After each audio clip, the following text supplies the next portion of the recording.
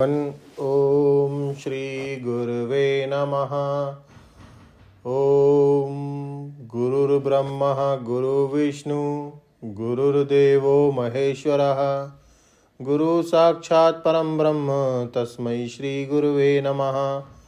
ओम शांति शांति शांति। ओम छांदोग्य उपनिषद एक दृष्टि में द्वारा स्वामी अखंडानंद सरस्वती जी महाराज भगवान।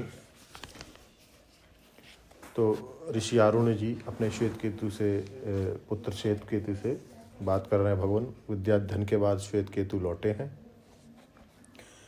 आरुण ने कहा, अच्छा सौम्य, सुनो कि एक के ज्ञान से दूसरे का ज्ञान कैसे हो सकता है। लोक व्यवहार में यह देखा जाता है कि यदि मृत पिंड का ज्ञान प्राप्त कर लिया जाए तो उससे बने हुए सभी विकारों का ज्ञान हो जाता है। यह मृन्मय है। कारण के विज्ञान से कार्य का विज्ञान देखा जाता है, क्योंकि कार्य में कारण अनुगत रहता है। कारण के बिना कार्य का अस्तित्व ही नहीं होता। कार्य कारण से अन्य नहीं होता। यदि कारण से कार्य अन्य होता तो कारण के विज्ञान से कार्य का विज्ञान नहीं होता। यदि तुम्हें यह शंका हो कि ऐसी स्थिति में तो कारण कार्य की पहचान ही नहीं हो सकेगी, तो वह ठीक नहीं है। दोनों का भेद केवल वाणी से रहता है। विकार केवल नाम है, नाम ही है, विकार नहीं। केवल मृतिका ही सत्य है। घट करक रुचक सब मृतिका से अतिरिक्त होने पर तत्व शून्य है। मृतिका के अलग कर लेने पर आकार विकार प्रकार एवं संस्कार क्या कुछ अपना गुरुत्व रखते हैं? नहीं रखते। आकार विकार आरोपित हैं, मूल तत्व सत्य है। वत्स, और भी देखो, स्वर्ण पिंड का ज्ञान होने पर क्या कटक मुकुट केयूर आदि का ज्ञान नहीं हो जाता?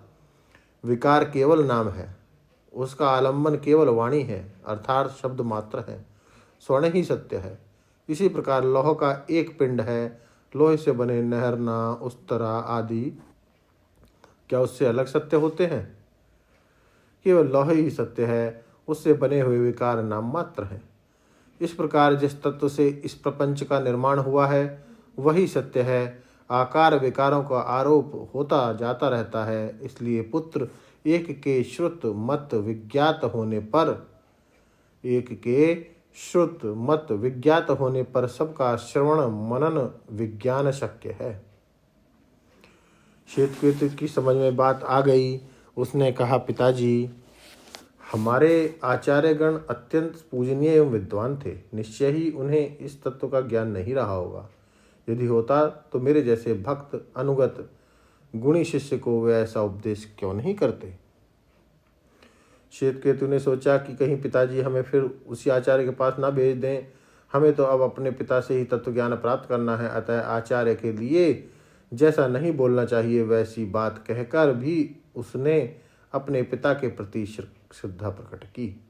उसने कहा, पिताजी, जिसके ज्ञान से मनुष्य सर्वज्ञ हो जाता है उसी ज्ञान का मुझे उपदेश कीजिए। पिताजी ने कहा, तथास्तु। पिता पुत्र का यह संवाद मनुष्य लोक में हो रहा है। पिता के हृदय में वात्सल्य और करुणा है। वे अपने पुत्र को अज्ञानी नहीं रहने देना चाहते। विद्या होने पर भी अभिमान के कारण श्वेत केतु के हृदय में तत्व का प्रकाश नहीं हो रहा है। अभिमान ही मनुष्य को परिच्छिन्न बना देता है। यह परिच्छिन्नता एक प्रकार का बंधन है, जेल खाना है। मान का अर्थ है देश का घेरा, समय का घेरा और वस्तुओं का घेरा। देह और दैहिक पदार्थ इन तीनों सीमाओं से आबद्ध रहते हैं। यही मान या माप तोल को अपने में आरोपित करना अभिमान है। अपनी अद्वितीयता के ज्ञान के बिना यह अभिमान बंधन निवृत्त नहीं होता। बंधन का हेतु अपने स्वरूप का अज्ञान ही है। उसी अज्ञान को दूर करने के लिए आरुणि ने सद्विद्या का उपदेश प्रस्तुत किया।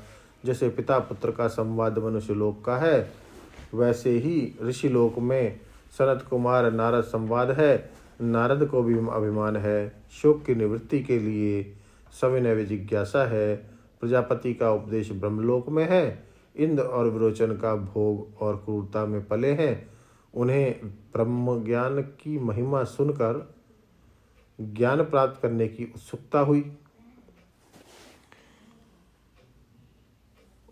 विरोचन द्वैत स्वभाव के हैं, धैर्यशाली नहीं हैं, उनके मन में विचार का उदय नहीं हुआ है, अतएव थोड़े ही अपने को ज्ञानी मानकर दूसरे को उपदेश